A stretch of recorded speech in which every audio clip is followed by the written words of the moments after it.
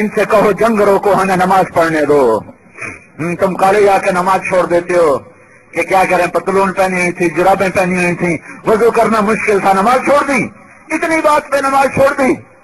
हाँ, मैं इस दौर से गुजरा हूं, मैंने इन वादियों में जिंदगी का एक हिस्सा गुजारा है।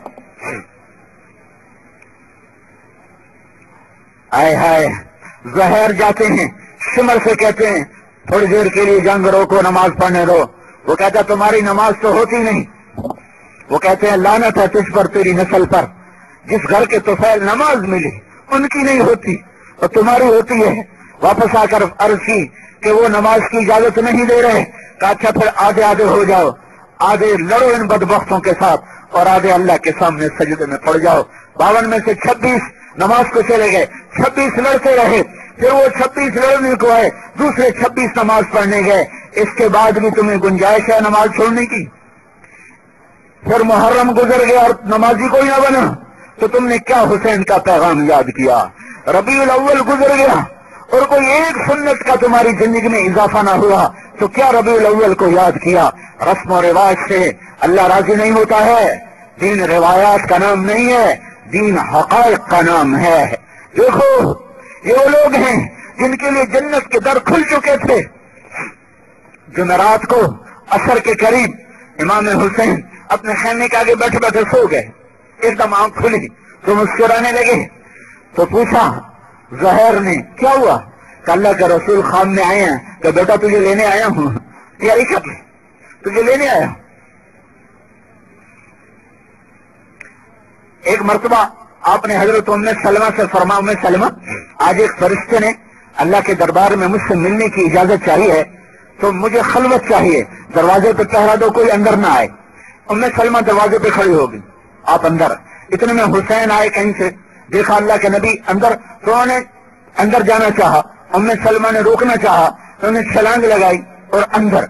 थोड़ी देर के बाद अंदर से अल्लाह के नबी के जोर जोर से रोने की आवाज आई तो उम्मे सलमा रह न सकी, आप अंदर से तशरीफ ले गई तो देखा अल्लाह के नबी ने हुसैन को यूं चिमटाया हुआ और ऐसे फूट फूट के रो रहे थे, पूरा वजूद हिल रहा था।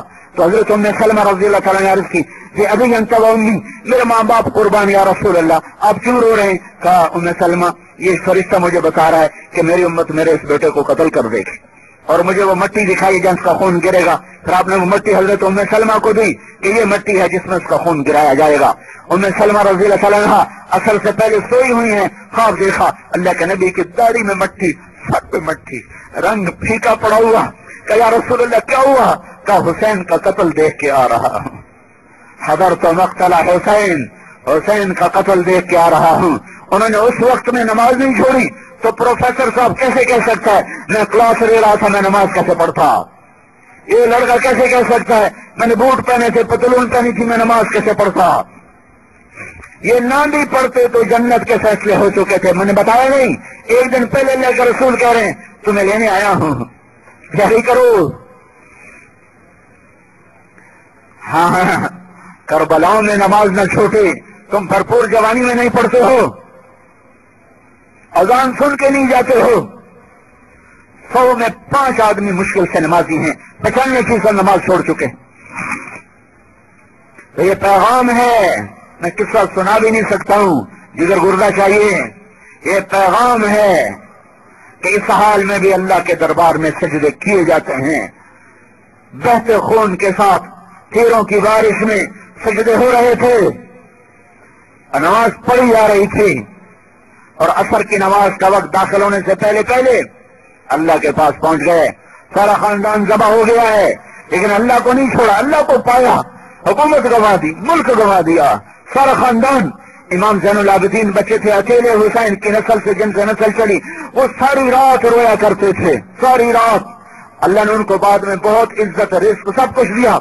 एक दिन उनके गुलाम ने कहा हजरत अल्लाह ने आपको दुनिया भी दी, दीन भी दिया, दीन और दुनिया आपके पास है, आप सारी रात क्यों बैठ के रोते हैं? तो वो फिर रोने लगे और फरमाया ए मेरे भाई, याकूब अलैहिस्सलाम का एक बेटा गुम हुआ था, वो भी वापस मिल गया था और रोते रोते याकूब की आंखें चली गई थी। मैंने तो सारा खानदान अपनी आंखों के सामने ज़बह होते देखा है, मैं कैसे आराम की नींद सो सकता हूँ? ये मेरी मौत तक ये आंसू ऐसे ही चलते रहेंगे, यहाँ तक कि मेरा मौला मुझे अपने साथियों के साथ और अपने घर वालों के साथ मिला देगा। कि पैगाम है, पैगाम सुनो, पैगाम सुनो, मकसद सुनो। अल्लाह मतलूब था, कुर्बान हो गए। मासूम बच्चों के सर भी नेज़ों पे चढ़ गए। आखिरी बच्चा जिसको अकेले रह गए, अकेले सब शहीद हो गए, अकेले। तो एक बच्चा था अब्दुल्ला जिसका नाम है, उसको बुलवाया।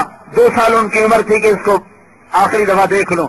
उसको देख रहे थे कि तीर आकर उसके गले के भी पार हो गया है और ये सर कटे हैं और ये नेज़ों पर चढ़े हैं।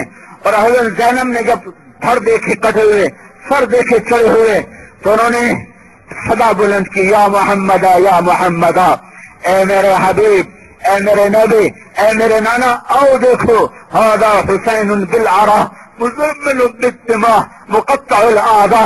आज देखो तेरे हुसैन ने सुर्ख जोड़ा पहना हुआ है, आज इसका जोड़ा इसके खून के ताने बाने से तैयार हुआ है। आज फूल की पत्तियों की तरह इसका जिस्म बिखर चुका है, घोड़े चला दिए थे लाश पर, और आज इसका सर नेज़ों पे चढ़ा हुआ है। बना तो का सबाया, आज तेरी बच्चियां कैद में हैं, ज़ुर्रियतों का मुकत्तला, औलाद तेरी पे छुरियां चल गई हैं।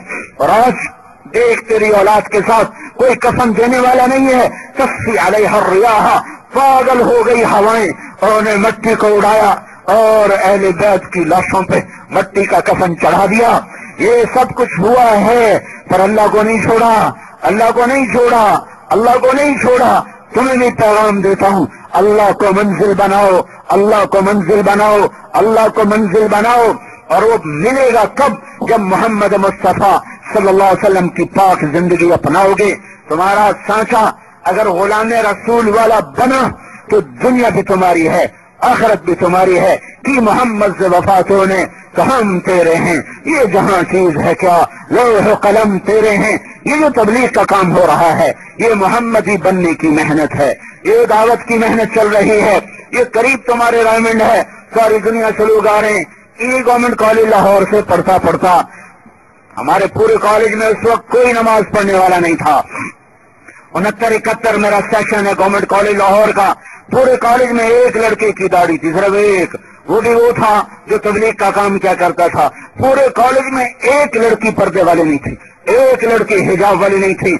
और इकबाल हॉस्टल का भी पता नहीं अब इकबाल हॉस्टल का क्या नक्शा है, मैं तो पुरानी बात बता रहा हूँ। इकबाल हॉस्टल के सेंटर में जगह होती थी, बागीचा सा था, उसमें एक टूटी सा पड़ी होती थी, जिसमें 2-4 लड़के नमाजी थे, जिनको आज भी मैं अपनी चश्मे तस्वर में देख रहा हूँ। हम उन्हें देखते थे और गुजर जाते थे। वहाँ टूटे फूटे मुसल्ले और टूटे फूटे नमाजी। अल्लाह ताला ने, यहीं से मैं 3 दिन के लिए निकला और अल्लाह ने मेरी तकदीर पलटी और मैं 3 दिन से सीधा 4 महीने कर दिए, कॉलेज भी छोड़ दिया। ये वो दौर है जब मौलवी बनना गाली समझा जाता था। और मेरा बैकग्राउंड एक जिम्मेदार फैमिली का है। मेरे बाप ने मुझे 11 साल की उम्र में यहाँ भेजा कि वड्डा डॉक्टर बन सी, वड्डा नाम बने सी अपना। क्योंकि हम जिम्मेदार माहौल, अनपढ़ माहौल, तो ये बड़ा बुत था कि साडा पुत्र डॉक्टर बन गया। और मेरे 4 महीने लगे, अल्लाह ने मेरा दिल पलटा। मैंने कहा मैं तो अब मदरसे पढ़ूंगा, मैं तो आलिम नहीं, मैं तो डॉक्टर नहीं बनूंगा। अल्लाह ने मुझे जहन भी दिया था, पढ़ने का शौक नहीं था, जहन अच्छा था। मैं नंबर ऐसे मारे नहीं लिया करता था। लेकिन जब अल्लाह ताला ने इधर फेरा, मैं कहा मैं तो अब मदरसे पढ़ूंगा। तो उस वक्त मदरसे का नाम लेना एक जिम्मेदार घर में एक गाली था, गाली। हमारे यहाँ मौलवी का मकाम कम्मी का था, कम्मी मौलवी होता था। तो सारा खानदान जमा, तू मौलवी बनूए, तू कम्मी बनूए, तेरा बन सीखी, तेन पूछना कहें, तू डॉक्टरी छड़ दे। मैं चुप, मैंने कहा बस फैसला कर लिया है। रोटी घर से, जो मेरा प्यो पहले मरा, मैं बाद मरा, तब काफी जमीन है, मेरी अगली नस्ल को भी काफी हो जाएगी। मुझे डॉक्टर नहीं बनना है, मुझे इल्म पढ़ना है। हाँ, 23 नवंबर 1972 को मेरे बाप ने मुझे घर से निकाल दिया। ये तो मौलवी बनना, तो मेरे घर के